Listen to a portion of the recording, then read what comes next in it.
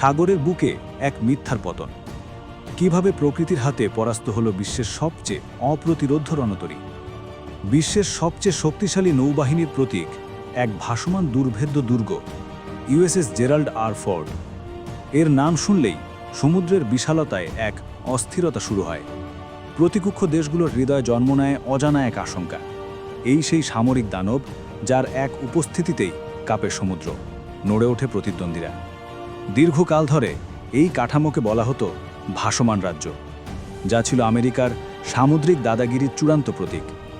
কিন্তু আশ্চর্যের বিষয় এই যে, এই ভয়ঙ্কর দানবীয় যুদ্ধজাহাজও আজ সব জায়গায় তার দাদাগিরি দেখাতে পারে না। সাম্প্রতিক কিছু ঘটনায় প্রশ্ন উঠেছে, কেন বিশ্বের সবচেয়ে শক্তিশালী নৌবাহিনীর প্রতীক এই জাহাজ হঠাৎ এত সীমাবদ্ধ হয়ে পড়ল? কে বা কারা এমন পরিস্থিতি